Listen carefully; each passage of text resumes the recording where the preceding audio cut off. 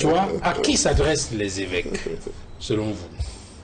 Au pouvoir en place qui doit améliorer les conditions de vie des populations, au pouvoir en place qui doit faire preuve de meilleure gouvernance, ou bien au Cameroun, aux Camerounais de façon globale pour leur dire, écoutez, il ne suffit pas seulement de regarder ce que font les gouvernants, vous aussi vous avez votre part de responsabilité dans ce qui se passe.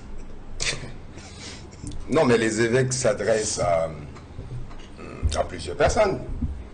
Premièrement, à ceux qui essayent d'avoir le courage, quand on parle de misère au Cameroun, de banaliser cela en disant que même en France, en Finlande et dans les pays développés qui auraient la misère, ou bien qui ont encore des pirouettes maladroites pour démontrer que nous autres qui rêvons d'un Cameroun nouveau, que même chez nous, on aurait des problèmes de démocratie.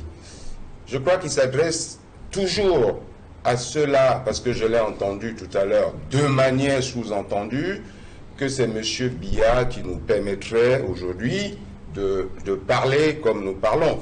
Donc je pense que si M. Biya le permet, il doit avoir oublié que dans ses rangs, il a un ministre de l'administration territoriale qui n'est pas dans le même état d'esprit. Une fois que j'ai dit cela, les évêques s'adressent également aux Camerounais.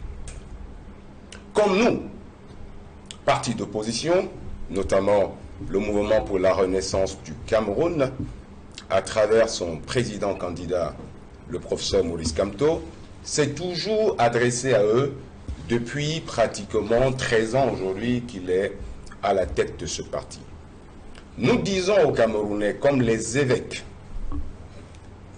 qu'en l'état actuel des choses, il ne peut exister aucune raison plausible, logique, pour qu'un Camerounais, dans les urnes, aille voter pour le président Biya. Nous le disons pourquoi? Parce qu'en 43 ans, contrairement, et là on est dimanche, on parle des évêques, donc de l'Église, dont je pourrais convoquer les Saintes Écritures, notamment dans l'évangile de Jean, au chapitre 2, des versets 1 à 11, où Jésus, lui, avait fait un miracle de transformer l'eau en vin. Je pense qu'en 43 ans, M. Biya a transformé l'or en plomb. Et je pense que c'est des raisons qui sont largement suffisantes. Et c'est pourquoi nous saluons le courage de ces hommes d'église qui sont des bergers à côté donc du peuple de Dieu. Ils ont décidé de ne pas abandonner ce peuple-là. Ce peuple qui malheureusement croupit depuis 43 ans dans une misère effroyable. Quand nous le disons, ce n'est pas une vue de l'esprit. Je pense que vous m'avez annoncé des thèmes où nous pourrons étayer cette déclaration avec des chiffres clés. Parce que quand je dis M. Biya a transformé l'or en plomb, ça veut dire qu'en 1982, le Cameroun était de l'or. La preuve, nous étions un pays en voie de développement. Pour, en 2025, et cela d'ailleurs depuis de nombreuses années, être un pays pauvre, très endetté et misérable. Donc, c'est ça la réalité des faits. Donc, nous ne pouvons que saluer le courage de ces évêques, même s'ils sont traités, et vous voyez un peu comment nos gouvernants réagissent. Tout à l'heure, ils voulaient sembler dire qu'on pourrait avoir des choses à reprocher à l'Église catholique. Nous savons tous de quoi est-ce qu'ils voulaient parler. Mais est-ce que cela justifie le fait que M. Biya, fils de catéchiste, homme de Dieu, à travers un pays qui lui a été donné en 1982, donné par le feu président Amadou Ahidjo, qui lui-même a abandonné.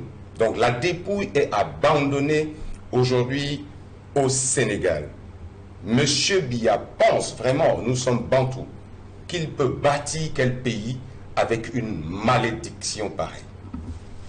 Il y a des choses, et notamment quand nous parlions, et ça c'est le président candidat, le professeur Maurice Kamto, qui l'a rappelé lors de son adresse à la nation le 31 décembre 2024, il est très important que nous puissions penser nos mémoires plurielles, que nous puissions réconcilier le peuple camerounais avec lui-même.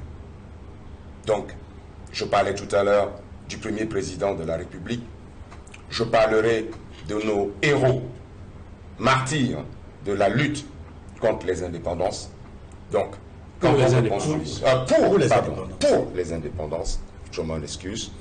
Donc, moi... Je voulais ouvrir une parenthèse sur cette affaire avant que ça ne m'échappe. J'entends des petites voix à la maison dire que mais s'il y a cette malédiction, est-ce que cela ne remonte pas à plus loin? Parce que le président Ahidjo lui-même a laissé en dehors du territoire camerounais des figures, ou au moins une figure nationaliste stupéciste. Oui, c'est bien de ça que je parlais. Je parlais de penser nos mémoires plurielles blessées. Vous comprenez? Et quand on le dit, c'est clair qu'il y a un ensemble de générations, de personnes, il y a un ensemble de sensibilités dont il est question. Donc c'est pourquoi il est important que nous puissions remettre tout cela ensemble pour que le Cameroun dont nous rêvons, dont tous les Camerounais rêvent, puisse être sur les rails dès octobre 2025. Je voudrais que vous puissiez garder la parole sur cet autre aspect, justement, puisqu'on parle de la situation économique désastreuse de notre pays, telle que vue par les évêques, qui d'ailleurs proposent des solutions. On a vu cette semaine, on a regardé des images qui ont circulé sur les réseaux sociaux, Angélébert Lebon-Dachua, des Camerounais. Mutation parle des milliers de Camerounais qui se lèvent très tôt le matin, qui vont faire la queue pendant de longues heures, toute la journée, au boulevard de 20 mai à Yaoundé, pour obtenir du riz, pour obtenir des denrées alimentaires à bas prix. Comment est-ce que vous interprétez cette image-là? C'est le reflet du Cameroun d'aujourd'hui. Une fois de plus, ce n'est pas une vue de l'esprit. C'est une réalité. Nous sommes dans un pays où, si vous allez pas très loin d'ici, à Bonabéry, c'est dommage que je puisse le dire sur une antenne comme celle-ci, vous verrez de jeunes Camerounaises qui ont 15 ans se prostituer pour 500 francs CFA. C'est un fait. C'est le reflet de la misère. Nous, quand on a tiré la sonnette d'alarme après le rapport de l'Institut national de la statistique, annonçant qu'il y a environ 10 millions de Camerounais, c'est-à-dire un peu plus du tiers de la population qui vit avec moins de 1000 francs CFA, le temps était déjà donné. Et là, c'est des statistiques de 2023. Je vous ai dit tout à l'heure que M. Biya n'est pas l'homme du miracle. Je ne pense pas qu'en un an, il ait fait, et d'ailleurs c'est visible, il ait fait quoi que ce soit pour que la situation s'améliore. Je suis sûr que la situation s'est empirée. Vous avez au Cameroun aujourd'hui une misère qui est galopante. Je vais vous... Et là, c'est des faits. C'est un peu une partie de ma vie professionnelle. Quand je travaillais pour Orange, j'ai été de ceux qui, à l'époque, ont travaillé sur le projet de transfert d'argent. Quand nous avions présenté ce projet à nos patrons français, c'est parce qu'on avait déjà perçu cette offre-là, qui marchait très bien dans un pays comme le Kenya. Mais nos patrons français n'arrivaient pas à comprendre la nécessité de ce service. On a d'ailleurs eu du mal à le lancer parce que tout ce qui avait comme budget de communication pour cela, à chaque fois était rétréci. Jusqu'à ce que, plus tard, les gens comprennent en interne. Et aujourd'hui, le service de transfert d'argent chez les opérateurs économiques, contrairement à leur métier de base, représente 90% de leur chiffre d'affaires. Mais pourquoi le transfert d'argent marche au Cameroun? Le transfert d'argent marche pas du fait d'une forte demande en transfert pour les affaires, mais d'une forte demande en transfert pour dépanner. La preuve, c'est que dans les statistiques aujourd'hui des opérateurs économiques, plus de 60% des transferts d'argent effectués sont de l'ordre de moins de 2000 francs CFA.